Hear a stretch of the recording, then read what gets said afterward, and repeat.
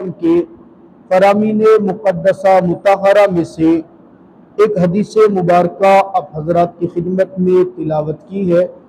دعا ہے رب ذوالجلال سے کہ میرا اللہ اس آیت مبارکہ اور حدیث مبارکہ کا صحیح مفہوم آپ حضرات کی خدمت میں بیان کرنے کی توفیق عطا فرمائے۔ حضرات محترم، اللہ رب العزت نے اس دنیا کے اندر مجھے اور آپ کو تمام انسانیت کو بھیجا ہے۔ ہمارے پیدا کرنے کا اللہ نے ایک خاص مقصد ہمیں بتایا ہے۔ اس دنیا کے اندر جو بھی آیا، اگر وہ آنے والا بندہ اپنی اس زندگی کو اللہ رب العزت کے حکموں کے مطابق گزار لے، اللہ رب العزت کے حکموں کے مطابق اپنی بندگی کر لے، اللہ کو راضی کر کے اس دنیا سے چلا گیا، تو ایسا بندہ کامیاب شمار ہوگا۔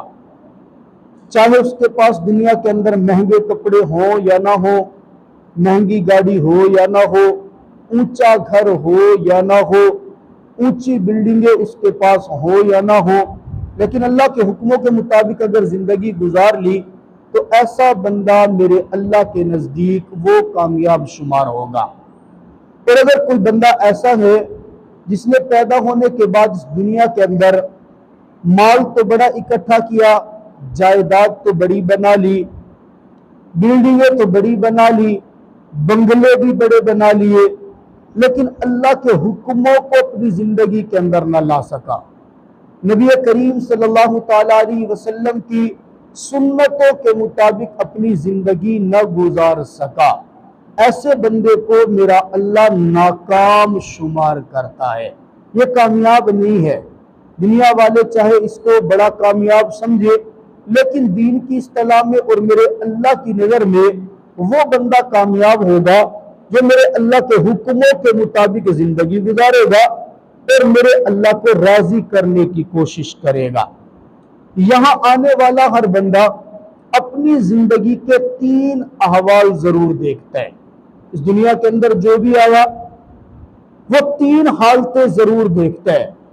ایک حالت وہ ہے جب ہم پیدا ہوتے ہیں، ہمارے پیدا ہونے کا وقت اللہ نے طے کیا ہے، ہمارے پیدا ہونے کی جگہ اللہ نے طے کی ہے، ہمارے پیدا ہونے کا طریقہ رب ذوالجلال نے طے کیا ہے، ہمارا کوئی اختیار نہیں ہے۔ اپنی مرضی سے کوئی بندہ امیر کے گھر پیدا نہیں ہو سکا، اپنی مرضی سے کوئی بندہ غریب کے گھر نہیں پیدا ہو سکتا۔ میرے اللہ نے طے کیا کس نے مسلمان کے گھر پیدا ہونے، کس نے کافر کے گھر، کس نے امیر کے گھر، کس نے غریب کے گھر، کس نے نیک کے گھر، کس نے بد کے گھر۔ جس وقت پیدا ہونا ہے، جس طریقے سے پیدا ہونا ہے، وہ رب ذوالجلال کا طے شدہ ہے، ہم اس میں کچھ بھی نہیں کر سکتے۔ ہاں، پیدائش کے وقت ایک طریقہ ہے جو طریقہ سنت کے مطابق ہمیں کر لینا چاہیے۔ اور میں جب کسی کا بچہ پیدا ہونا، میرے نبی کے زمانے کے اندر اس بچے کی تحنیک کی جاتی تھی۔ تحنیک کیا ہوتی ہے؟ ہماری زبان میں یوں سمجھ لو کہ اس کو گھٹی دلوانا۔ صحابہ کرام رضوان اللہ تعالیٰ علیہ مجمعین اپنا بچہ اٹھا کے رسول کریم صلی اللہ تعالیٰ علیہ وسلم کے سامنے پیش کرتے تھے۔ میرے آقا اپنی زبان اپنے منہ میں کھجور لیتے، اس کھجور کو چباتے، چورا بناتے اور پھر منہ سے نکال کے اس بچے کے منہ کے اندر ڈال دیتے تھے۔ اس لیے علماء فرماتے بچے کی پیدائش کے وقت تحنیک کروانی چاہیے۔ آپ کو کوئی نیک فرد مل جائے، اللہ والا مل جائے، کوئی بزرگ مل جائے، اپنی مسجد کا امام مل جائے، تحنیک کرواؤ، سنت ہے۔ اس کا جھوٹا بچے کے پیٹ کے اندر ڈلواؤ، میرا اللہ اس کے اثرات ضرور پیدا کرتے ہیں۔ یہ تو ہمارے بس میں ہے، لیکن پیدا کب ہونے، کہاں ہونے، کیسے پیدا ہونے، عمر کتنی لے کے آنی ہے، رزق کتنا لے کے آنے ہے، بچہ نیک ہے یا بد ہے، اللہ کے علم میں ہے، وہ میرے رب کی طرف سے طے شدہ بات ہے۔ دوسری حالت ہر انسان نے دیکھنی ہے، موت تو ہر ایک کے اوپر طاری ہونی ہے، موت ہر ایک کے اوپر طاری ہونی ہے۔ ایک مخصوص وقت گزارنے، جیسے ماں کے پیٹ کے اندر بچہ وقت گزارتے ہیں، ایسا تو نہیں ہوتا کہ آج شادی ہے اور اگلے دن جناب والا باپ بن گئے، ٹائم لگتا ہے، وقت ہوتا ہے۔ بچے نے ماں کے پیٹ کے اندر ایک وقت گزارنے، وہ اللہ کے علم میں ہے۔ کسی نے 9 مہینے گزارنے، کسی نے 9.5 مہینے گزارنے، کسی نے 10 مہینے گزارنے، ایک وقت گزار کے ماں کے پیٹ سے دنیا کے پیٹ میں آنے، پھر دنیا کے پیٹ کے اندر بھی ایک وقت گزارنے، وہ کتنا گزارنا ہے رب ذوالجلال کو پتہ ہے۔ دنیا کے پیٹ کے اندر کوئی 40 سال گزار رہے، کوئی 50 سال گزار رہے، کوئی 60 سال گزار رہے، کوئی 55 سال گزار، رب کے علم میں ہے۔ البتہ دنیا کے پیٹ میں وقت گزار کے اللہ کے سامنے دوبارہ حاضر ہونا ہے، موت کا ذائقہ چکھنا ہے، یہ تو طے شدہ ہے۔ البتہ موت آنی کب ہے، کیسے آنی ہے، کس وقت آنی ہے، یہ ہمارے بس میں نہیں ہے۔ اس لیے فرمایا موت کے وقت کی تیاری کر لینی چاہیے۔ موت کے وقت، ہاں اس میں بھی ایک شریعت کا پہلو ہے کہ جب کوئی بندہ فوت ہو رہا ہو نا، آپ اس کے قریب ہو، آپ اس کے قریب ہیں، اس کو کلمے کی تلقین کر دیں۔ کلمے کی تلقین کا یہ مطلب نہیں ہے کہ اس کا بازو پکڑ کے کہو پڑھ گھنے کلمہ پڑھ ذرا، یہ نہیں کہنا، بلکہ حکم کے اس کے پاس بیٹھ کے اونچی آواز سے خود کلمہ پڑھنا شروع کر دینا، لا الہ الا اللہ محمد الرسول اللہ، لا الہ، زور زور سے خود کلمہ پڑھنے، تاکہ آپ کی آواز اس کے کان کے اندر جائے اور اس کی زبان پہ بھی بے اختیار کلمہ جاری ہو جائے۔ پتہ چلو موت کے وقت بھی محفل کا اثر ہوگا۔ جس کو کلمہ پڑھنے والوں کی محفل مل گئی نا، میرا اللہ اس کی زبان پہ بھی کلمہ جاری کروا دے گا۔ تو جس کو موت کے وقت اچھے لوگوں کی محفل مل گئی، اس کی زبان پہ کلمہ جاری ہو گیا۔ جس نے اس دنیا کے پیٹ میں اچھے لوگوں کی محفل اختیار کی، میرا اللہ اس کی زندگی کیسے نہیں بدلے گا۔ اچھا جب موت کے وقت زبان پہ کلمہ جاری ہوگا تو فائدہ کیا ہوگا؟ کلمہ تو جاری ہو گیا، مرے گا تو پھر بھی فائدہ کیا ہوگا؟ میرے آقا نبی کریم صلی اللہ تعالی علیہ وسلم فرماتے، من کان فی آخری کلامہ، من کانا، جس کی زندگی کا آخری کلمہ لا الہ الا اللہ ہوگا، بس ادھر اس کی روح نکلنے کی دیر ہے، دخل الجنہ، میرا اللہ اس کو سیدھا جنت میں داخل فرما دے۔ یعنی آخری وقت اچھے لوگوں کی محفل مل گئی، میرا اللہ زندگی کے سارے گناہوں کو معاف کر کے سیدھا جنت میں داخل فرما رہے۔ تو کیوں نہ ہم اپنی زندگی کے جو لمحات ہیں، اگر وہ ہم اچھے لوگوں کے پاس بیٹھ کے گزار دیں، اچھے لوگوں کی سنگت میں گزار دیں، اچھے لوگوں کے تعلق میں گزار دیں، تو جناب والا ہماری زندگی کا جینے کا طریقہ بدل جائے۔ یہ دو حالتیں انسان کے بس میں نہیں ہیں، پیدا کب ہونا ہے، کہاں ہونا ہے، کیسے ہونا ہے، کوئی پتہ نہیں ہے۔ ہونا ہے رب نے کرنا ہے، جب ہونا ہو جائیں گے۔ پیدا ہونے کے بعد موت آنی ہے، کب آنی ہے، کہاں آنی ہے، کیسے آنی ہے، کوئی پتہ نہیں ہے۔ ہاں اس مرنے کے بعد تیسری حالت وہ یقینی ہے، وہ کیا ہے؟ ایک دن ایسا آئے گا قبر سے اٹھیں گے اور اٹھ کر رب ذوالجلال کی دربار میں حاضر ہوں گے۔ صحیح عیسیٰ علیہ السلام کے بارے میں آتا ہے قرآن پاک میں، وَالسَّلَامُ عَلَيَّ يَوْمَ وُلِدتُّ وَيَوْمَ أَمُوتُ وَيَوْمَ أُبْعَثُ حَيًّا۔ میں تو اپنے اللہ سے اس دن بھی سلامتی مانگ رہا تھا، میرے اوپر اس دن بھی سلامتی تھی جس دن میں پیدا ہوا تھا، پھر یوم اموت، جب میں مروں گا، وَيَوْمَ أُبْعَثُ حَيًّا، جس دن میں اٹھایا جائے۔ تین ہی حالتیں، حضرت عیسیٰ علیہ السلام تین حالتوں کی طرف اشارہ، پیدا ہونا، موت آنا، پھر اللہ کے سامنے دربار میں حاضر ہونا۔ اب یہ دو حالتیں میرے ذکر کے ہمارے بس میں نہیں ہیں۔ پیدا کب ہونا، کہاں ہونا، کوئی پتہ نہیں ہے، کس کے گھر ہونا کوئی پتہ نہیں ہے، مرنا کب ہے، کہاں ہے، کیسے، کوئی پتہ نہیں ہے۔ ہاں مرنا یقینی ہے، جو پیدا ہوا مرے گا۔ اچھا مرنے کے بعد اللہ کے سامنے جو ہم نے پیشی کرنی ہے نا، میرا رب چاہتا ہے پیدا ہونے سے لے کر وفات تک کا جو درمیان کا وقت ہے نا، وہ میرے سامنے پیشی کے لیے جو آپ نے حاضر ہونا اس کے لیے تیاری کر لیں۔ اب اس کے لیے عقل مند آدمی ہے جو تیاری کر لے گا، جو اپنے آپ کو تیار کر لے گا اللہ کے سامنے حاضر ہونے کے لیے، وہ بندہ کامیاب ہے۔ اور جس نے اپنے آپ کو تیار نہیں نہ کیا، وقت گزار دیا، لہو و لعب کے اندر گزار دیا، کھیل کود کے اندر گزار، حالت جوان ہے، بڈھے پیسوں کا توبہ کار گنسوں، اب بھی کیا ہے، ابھی تو میں بچہ ہوں، شادی بھی ہونی ہے میری، اب بھی کیا، ابھی تو نئی نئی شادی ہوئی ہے، جب میرے بچے بڑے ہو جائیں گے، کمانے لگ جائیں گے، میں فارغ ہو جاؤں گا، پھر نمازیں پڑھ لوں گا۔ یہ خام خیالی ہے۔ یہ اللہ کی طرف سے کسی کا کوئی طے شدہ وقت بتایا نہیں ہے کہ آپ کو جناب والا دادا بن کے مریں گے، نہیں بتایا کہ آپ ابا بن کے مریں گے، نہیں بتایا کہ آپ بچپن کی حالت میں مریں گے، بتایا کل من علیہا فان، مرنا ضروری ہے۔ تیاری موت کے لیے کرنے والا وہ عقل مند انسان ہے۔ اچھا، اس تیاری کے لیے بھی علماء فرماتے ہیں 4 چیزیں جو بندہ اپنے اوپر لازم کر لے وہ بندہ بڑا خوش نصیب ہوگا، تیاری بڑی اس کے لیے آسان ہو جائے گی۔ جیسے کوئی پرچہ دینا ہو نا، پیپر دینا ہو، سکول کا پیپر ہو تو جناب والا 60 تیاری کے لیے پوچھتے ہیں۔ طالب علم اپنے استاد کے پاس آتا ہے، جناب یہ پوری کتاب آپ نے پورے سال میں پڑھائی ہے، اس پوری کتاب میں کوئی خاص جگہوں پہ نشان لگا دیں، جو اہم ہے نا وہ ہمیں نشان لگا دیں۔ تو تجربہ کار استاد کیا کرتا ہے، وہ اس کے نوٹس بنا کے دیتے ہیں، پوری کتاب کے اندر سے 500 صفحے کی کتاب میں سے 60 نشان لگا دے گا، یہ والے کام کر لو گے نا آپ کی پاس تو تھتھی ویسو نمبر چنگے آ ویسا۔ اصل دین کا خلاصہ تو یہی ہے، 5 وقت کی نماز ہو، میرے رب کے سارے حکموں پہ عمل کرو، میرے نبی کے سارے طریقوں پہ عمل کرو، ان سارے طریقوں پہ عمل کرو گے تو کامیاب ہوگے۔ ہاں مطلب کچھ طریقے ہیں، ان طریقوں پہ عمل کرو گے، ہوں گے وہ 60، لیکن پورا دین اس کے اندر آ جائے گا۔ سب سے پہلی بات، ایسی مختصر بات علماء نے اپنے تجربے کی بنیاد پہ بتائی، آپ اگر وہ کر لیتے ہیں نا، ہم اگر وہ کر لیتے ہیں، یقین جانے ہماری آخرت کی تیاری تو ہوگی، ہماری زندگی بھی بڑی خوشحال ہو جائے گی۔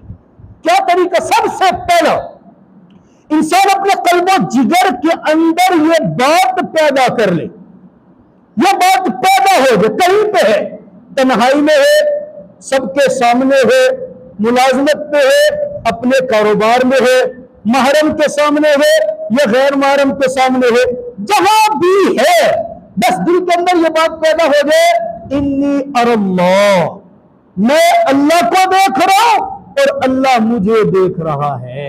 بس یہ بات دل میں پیدا ہو گئی نا، آپ یقین کریں بندہ حرام کمائے گا ممکن بھی نہیں ہے، بندہ بدنظری کرے گا سوال ہی پیدا نہیں ہوتا، بندہ بےایمانی کرے گا سوال ہی پیدا نہیں ہوتا، بندہ جناب والا جھوٹ بولے گا سوال ہی پیدا نہیں ہوتا، بندہ کام کے اندر ڈنڈی مارے گا سوال ہی پیدا، پتہ ہے نا میں اپنے مالک کے لیے نہیں، میں تو رب ذوالجلال کے لیے کر رہا ہوں، اگر میں دنیا کے لیے نہیں، میں تو اللہ کے لیے کر رہا ہوں۔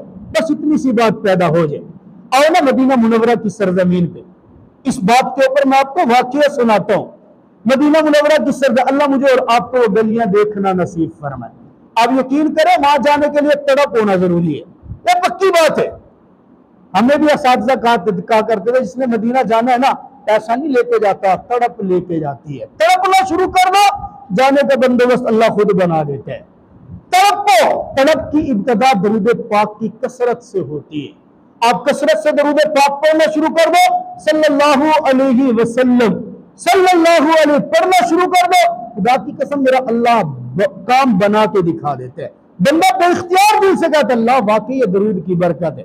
حضرت عمر فاروق رضی اللہ تعالی المؤمنین ہے، وہ عمر ہے جن کو میرے اللہ نے، میرے نبی نے ہاتھ اٹھا کے اللہ سے مانگا ہے، وہ عمر ہے کہ جو زمین کے اوپر درہ مارتے ہیں تو دھڑکتی زمین رک جاتی ہے، وہی عمر ہے نا کہ جن کو آج بھی 1500 سال کے بعد جب نبی کے زمانے میں وہ زندہ تھے، گلیوں میں چلتے تھے، تب ان کے رعب کا عالم کیا ہوگا، آج بھی ان کا نام شیطان سنے یا شیطان جیسے بندے سنے نام سن کے بھاگ جاتے ہیں۔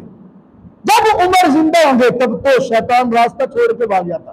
عمر رضی اللہ عنہ رات کا وقت ہے، تہجد کا وقت ہے، گشت کر رہے ہیں گلیوں میں گشت کر رہے ہیں، گشت کرتے کرتے ایک گھر کے پاس سے گزرے۔ توجہ کرنا، میں نے کہا تیاری کی ابتدا کہاں سے ہو، انسان کے دل میں بات بیٹھ جائے اللہ مجھے دیکھ رہا ہے۔ میرے وہ گزرے، گلی کے پاس سے گزرے، ایک مکان کے اندر دیکھا ماں اور بیٹی گفتگو کر رہے، گپ شپ کر رہے، باتیں کر رہے ہیں۔ باتیں کیا ہو رہی ہے، ماں بیٹی سے پوچھتے بیٹا دودھ نکال لیا؟ جی اماں دودھ نکال لیا۔ پورا ہو جائے گا؟ کہا نہیں اماں آج بکری نے دودھ کم دیا، پورا نہیں ہوگا۔ کہا اچھا بیٹا اس کے اندر پانی ڈال دے۔ عمر رضی اللہ تعالیٰ نے سنو تو سن کے وہیں پہ کھڑے ہو گئے۔ کہا بیٹا اس کے اندر پانی ڈال دو۔ کہا اماں میں پانی نہیں ڈالوں گی۔ بیٹا پانی نہیں ڈالے گی تو پورا کیسے کرے گی؟ کہا رب برکت ڈالے گا، میں پانی نہیں ڈالتی۔ کہا پانی کیوں نہیں ڈالتی؟ کہا تو نے سنا نہیں میرے نبی کا فرمان ہے من غش فلیس منا، جو ملاوٹ کرتا ہے اس کا ہمارے ساتھ کوئی تعلق نہیں ہے۔ اور تجھے یہ نہیں پتا کہ عمر جو امیر المؤمنین ہے، عمر نے منع کیا ہے پانی دودھ کے اندر نہیں ڈالنا، اما میں تو نہیں ڈالتی۔ حضرت عمر رضی اللہ عنہ سن رہے ہیں دیوار کے پاس امیر المؤمنین ہے، تہجد کا وقت ہے، گلیوں میں گشت کرتے، مدینہ منورہ لوگوں کی خیر و خبر گیری کرتے، کھڑے سن رہے آرام سے۔ ماں اپنی زبان میں کہتی ہے پتر عمر کیڑا دیکھ رہے، عمر کون سا وہ دیکھ رہے، رات کے اس پہر عمر نے کون سا دیکھ لینا، تو پانی ڈال دے۔ بیٹی نے بڑا پیارا جملہ کہا، وہی جو میں نے عرض کیا نا، بیٹی نے کہا ماں عمر اگر نہیں دیکھ رہا، عمر کا رب تو دیکھ رہا ہے نا، عمر کا رب۔ عمر رضی اللہ عنہ نے جملہ سنا، سننے کے بعد چلے گئے اپنے گھر کے اندر، چلے گئے صبح کا انتظار کیا، نماز فجر پڑھی، دربار خلافت سجا، امور خلافت سر انجام دینے کے لیے عمر بیٹھتے سب سے پہلا حکم جاری کیا، جاؤ فلاں گلی کے اندر جاؤ، فلاں محلے کے اندر جاؤ، فلاں گھر کے اوپر دستک دو، اندر سے ماں اور بیٹی نکلے گی، ان کو لے کر کے آنا، توجہ کرنا۔ کل میں عورتوں کو واقعہ سنا رہا تھا، واقعہ سناتے سناتے میں نے کہا بہت سے لوگ آ کے مشورہ کرتے ہیں، مفتی صاحب میں نے اپنے بیٹے کا رشتہ کرنا ہے، کہاں کروں؟ میں نے اپنی بیٹی کا رشتہ کرنا ہے، کہاں کروں؟ میں کیسا لڑکا تلاش کروں، میں کیسی لڑکی تلاش کروں؟ آؤ عمر کے دربار سے پوچھتے اپنے بچوں کے رشتے کے لیے کیا کرنا ہے، کیسا رشتہ تلاش کرے، کیا اپنے خاندان میں ہونا چاہیے، کیا برادری کے اندر ہونا چاہیے، کیا سکی بہن کی بیٹی ہونی چاہیے؟ ہمارے ہاں تو ایک یہ بھی رواج ہے نا، بس باپ کی خواہش ہوگی میں اپنے بھائیوں کی بیٹیاں لوں، اور ماں کی خواہش ہوگی میں اپنی بہنوں کی بیٹیاں لوں، وہ آپ کے برابر کی ہیں، تعلیم برابر کی ہے، ذہن برابر کا ہے، تربیت برابر کی ہے، یعنی بعد میں ساری زندگی رہیں گے، پھر وہی بہن اور وہی بھائی دشمن ہو جائیں گے آپ کے معاملے۔ ہاں عمر کا کام دیکھو، حضرت عمر رضی اللہ کو جاؤ نا اس گھر کے اندر سے ماں اور بیٹی کو بلا کے لے آگے، صبح دربار کے اندر بیٹھا حضرت عمر رضی اللہ دیکھتے ہی کہا ماں وہ جو رات واقعہ ہوا تھا نا وہ ذرا مجھے سنا دو۔ کانپ نہیں گئی، رات تو میں نے اور میری بیٹی نے گفتگو کی ہے، یہ عمر کہاں سے آ گیا؟ انہیں فرمایا میں کچھ نہیں کہوں گا، بس وہ واقعہ سنا دو۔ ماں تو خاموش، اچھا بیٹا تو سارا واقعہ نہ سنا، تو بس وہ جملہ بول دے جو رات اپنی ماں کو کہہ رہی تھی۔ بیٹی نے کہا امیر المؤمنین میں نے ماں کو کہا تھا عمر نہیں دیکھ رہا، عمر کا رب تو دیکھ رہا ہے نا۔ کہا بیٹا تو نے بڑا پیارا جملہ کہا۔ حضرت عمر نے فوراً کہا ماں تیرے گھر میں جوان بیٹی ہے، میرے گھر میں جوان بیٹا ہے، تیرے گھر نہیں دیکھی نسل کیا ہے، نہیں دیکھا خاندان کیا ہے، نہیں دیکھا کہ ہمارا آپس میں، بس یہ بات دیکھی کہ بچی دیندار ہے، بس یہ بات۔ اس لیے علماء کہتے ہیں نا، بلکہ حدیث مبارکہ یہ بچوں کے رشتے کرو نا، سب سے پہلی چیز جو دیکھنی ہے فَاظْفُرْ بِذَاتِ الدِّینِ، مشکوٰۃ شریف کتاب النکاح کی حدیث مبارکہ ہے، جب بچوں کے رشتے کرو ان رشتوں کے اندر سے سب سے پہلی چیز جو دیکھو وہ دین کو دیکھو، بندہ دیندار ہے، بندی دیندار ہے تو رشتے کر لو۔ حضرت عمر نے کچھ نہیں دیکھا، رنگ نسل ذات پات نہیں، اپنا بیٹا عبداللہ ابن عمر جو صحابی ہے پیغمبر کی مجلس میں بیٹھتے تھے، کہنے لگے اماں تیرے گھر میں جوان بیٹی ہے، میرے گھر میں جوان بیٹا ہے، بس مجھے اس کا رشتہ دے دے۔ وہ تو ڈر رہی تھی کہ میں نے ملاوٹ کا کہا تھا، میں تو دودھ میں پانی ڈالنے کی بات کر رہے، الٹا رشتہ مل رہے اس سب، اور رشتہ بھی وقت کے امیر المومنین ہاں کر دی، رشتہ ہو گیا۔ رشتہ ہونے کے بعد آپ یقین کریں ہم تو اپنے گھر میں بہو لے کے آتے ہیں نا تو کیا کہتے ہیں، بیٹا 3 دن کھانا، 3 دن تو مہمان ہے، چل اب زردہ پک گیا تیری مہمان نوازی ختم، آج تو بعد چلہ بھی تیرا تے عشق سالن بھی تو بناؤ۔ حضرت عمر نے کیا فرمایا، بیٹا میں جب تیاری کر کے امور خلافت سنبھالنے کے لیے فیصلے کرنے کے لیے نکلوں نا تیرے ذمہ ڈیوٹی ہے۔ جی ابا جان کیا ڈیوٹی ہے؟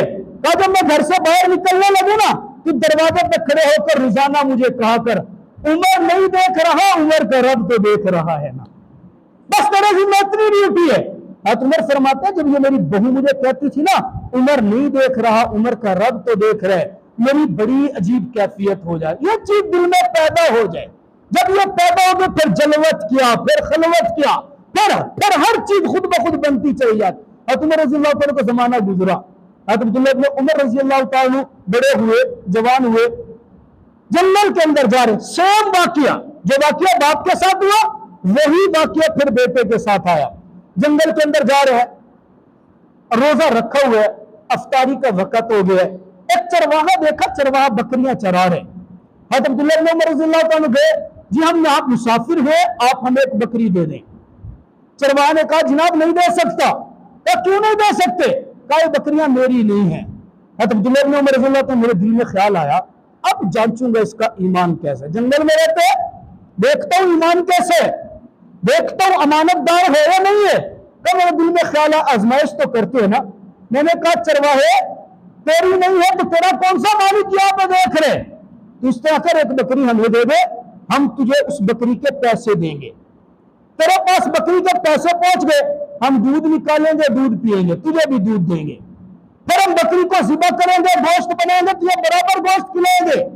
تیرا مالک جب پوچھے گا نا کیا دینا، بھیڑیے نے جنگل میں کھا لی ہے، بھیڑیے جنگل کے اندر بکریاں کھا جاتے ہیں، تیری بھی کھا گئے، کیا کرے گا وہ تیرا، کچھ بھی نہیں۔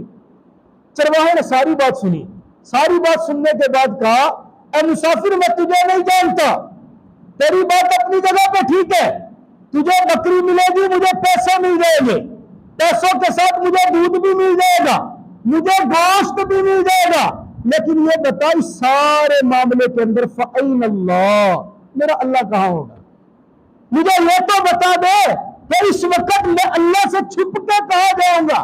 حضرت عبداللہ ابن عمر فرماتے ہیں میں اپنے دوستوں میں بیٹھ کے کہا کرتا تھا اے کسی نے ایمان سیکھنا نا، ایمان کیا ہوتے، وہ جا کے اس جنگل کے چرواہے سے سیکھے جو جنگل کے اندر تنہا بھی اس پہ بھی رہا ہے کہ میں کچھ بھی کروں گا تو میرا اللہ مجھے دیکھ رہا ہے۔ میرے دوستو سب سے بڑی آج ہمارے اندر خرابی کے ہمارے دل میں یہی احساس نہیں پیدا ہو پاتا، ہمارے دل سے یہی چوری کیوں ہوتی ہے اس لیے ہم دیکھ رہے کوئی نہیں دیکھ رہا، زنا کیوں ہو رہا ہے اس لیے کہ ہمیں کوئی نہیں دیکھ رہا، بدنظری کیوں ہو رہی ہے ہمیں کوئی نہیں دیکھ رہا، ہم جناب والا دھوکہ دے رہے ہیں، ہم اپنے آپ کو چست سمجھ رہے ہیں، ہم جناب والا مال میں ملاوٹ کر رہے ہیں، کیوں؟ ہم دیکھ رہے ہیں مالک ہمیں نہیں دیکھ رہا اس لیے تو ملاوٹ کر رہے ہیں، ہم اپنے کام کے اندر ڈنڈی مار رہے ہیں، کیوں؟ اس لیے کہ ہمیں دیکھ کوئی نہیں رہا ہے۔ جب دل میں یہ احساس پیدا ہو جائے نا کوئی دیکھے نہ دیکھے میرا رب تو مجھے دیکھ رہا ہے نا، جب یہ احساس دل میں پیدا ہو جائے برائیوں کی جڑ ختم ہو جائے، اور جب برائیوں کی جڑ ختم ہو جائے زندگی خود بخود میرے رب کے حکم اور میرے نبی کے طریقے کے مطابق گزرنا شروع ہو جائے۔ اللہ تعالیٰ مجھے اور آپ کو سمجھنے کی توفیق عطا فرما دے۔ سنت پڑھ